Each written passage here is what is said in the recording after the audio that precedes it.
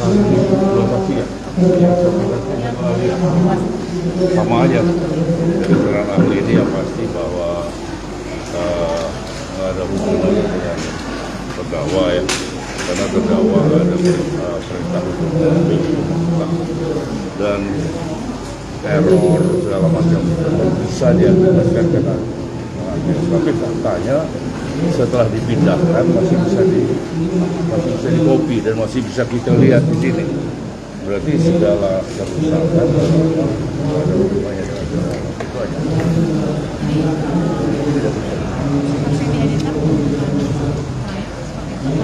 Tadi kan menjelaskan, ini kan sebenarnya titik temu yang diberikan adalah siapa yang merusak, bukan Iya, jadi kan dalam dakwaan itu kan sehingga mengakibatkan tidak dapat diperlukan.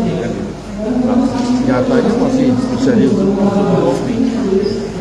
Mana yang rusak itu siapa yang rusak, ada hubungannya dengan dan juga rusaknya itu setelah mulai error segala macam tanggal 12 atau 13, sedangkan dipindahkannya tanggal 9.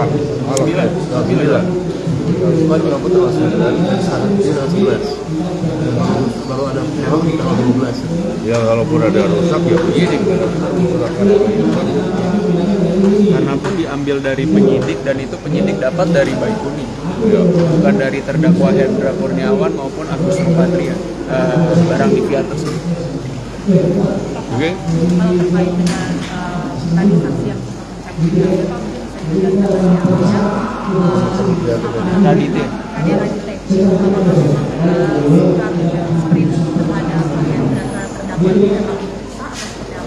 ya begini. Yang pasti keterangan dia di dalam BAP adalah berdasarkan istilahnya majelis hakim itu kan sama aja seperti diarahkan ada gitu kan ya. Sehingga ada 10 halaman penjelasan dari penyidik. Nah dari penjelasan ini dia hanya dua poin jawaban dia menerangkan bahwa tidak sesuai SOP. Tidak sesuai SOP dan tidak menunjukkan SOP yang mana, kalau undang-undang di undang-undang yang mana, perkap yang mana, pasal berapa, bunyinya apa juga nggak disebutkan ya. Kemudian tidak ada laporan, ternyata ada laporan. Saya tunjukkan ini ada surat perintah. Ya berarti sesuai dengan SOP dong, ada surat perintah. Surat perintah ditandatangani oleh Hendra. Saya tanya, apakah Hendra orang yang berwenang mengeluarkan surat perintah? Dia bilang iya berwenang. Oke, surat perintah ini berisi antara lain untuk melakukan lidik dan koordinasi dan instansi terkait. Nah, sekarang apakah sudah pernah lihat ini? Belum, baru lihat di sini. Ya, nah, kemudian ditanya oleh hakim, kalau saja ini saudara lihat pada waktu itu, apakah keterangan saudara juga akan seperti yang di dalam berita acara? Dia jawab tentunya tidak. Nah oleh karena itu bagaimana dengan keterangan saudara berita acara? Dia cabut karena keterangan saksi atau keterangan ahli ialah yang ia nyatakan juga sidang.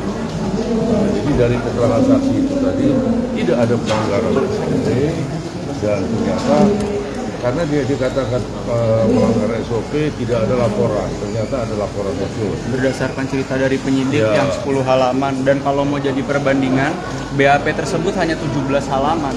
10 halaman tuh udah 3/4-nya tuh dihabiskan oleh keterangan dari penyidik yang tanpa disertai dengan dokumen-dokumen yang lengkap, bisa kita bilang.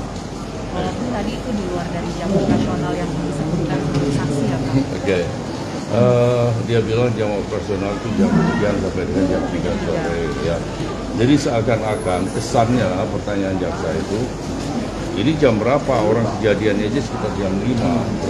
Berarti kan surat perintah ini diterbitkan di atas jam 5 sore sementara jam kantor sudah tutup. Loh, saya tanya dalam hal terjadi bisa tidak pidana malam di atas jam sekian, apa harus nunggu besok sprintnya? Tentunya tidak, dan umum itu terjadi ya. Nah, bahwa saya kasih contoh, ada orang mengantarkan surat ini katakan jam 4 sore, apakah orang yang mengantarkan surat ini harus disuruh kembali dulu besok pagi baru disuruh datang lagi ya? Jadi saya mencoba untuk mari kita sama-sama di persidangan ini mencari mengungkap kebenaran yang material. Jangan kebenaran formal seperti itu tadi. Sampai jam 3, happy semua jaksa penyidikan. Seolah, wah, I got it, seolah begitu. Hakim bilang jam 5 selesai, kita selesai sidang.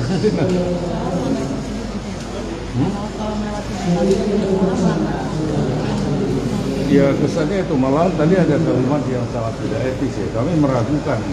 Ada kan kalimat dari jaksa, kami meragukan keabsahan dari surat itu. Ya lapor aja bahwa Hendra dikatakan aja Hendra memalsukan surat, membuat surat palsu atau apa gitu. Tapi bagaimana juga itu juga tadi saksi Radite menyatakan surat apapun yang keluar itu pasti ada di urtu di urusan bagian TU-nya. Jadi sebetulnya surat itu kan ada nomornya, sudah barang tentu pasti terdaftar. Ya udah Tadi Hakim bilang gini kan, tanyakan saja sampai yang buat, bener apa enggak? Hendra yang buat, selesai kan? Ya Hendra yang buat kan. Dan dia berwenang untuk membuat tanda tangannya kan dia berwenang. Jadi berlebihan lah kalau ada kalimat kami mencurigai bahwa surat ini nggak sah dibuat kemarin atau gimana, dibuat Hendra baru beberapa hari setelah peristiwa itu dia langsung dipatsuskan kok. Emang dia masih boleh ngetik-ngetik, masih boleh stempel kan enggak. Jadi berlebihan lah, lebay ya. Satu hal yang menarik, di dalam sprint itu Agus Nurpatria sebagai hakim. Artinya dia berhak untuk memerintah siapapun terkait dengan perkara yang penyidikan ini, termasuk pemerintah Irfan. Karena saksi terkait termasuk Barat. Oke. Bang, ada tanggapan nggak terakhir dari saya? Tadi kan dalam video yang diperlihatkan ada saksi kodir ternyata di situ, dan hakim juga sempat heran. Ini kenapa nggak diperlihatkan? Ada tanggapan nggak soal itu?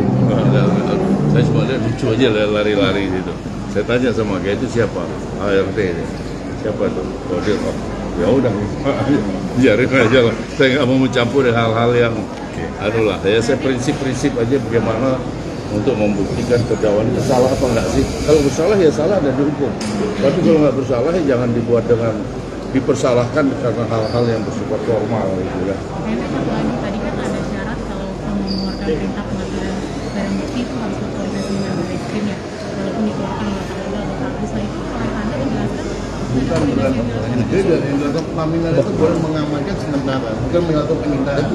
Tadi juga dalam perkara Irfan disebutkan bahwa memang pengamanan sementara itu beda dengan penyitaan, karena pelaminan tidak berhak untuk melakukan penyitaan.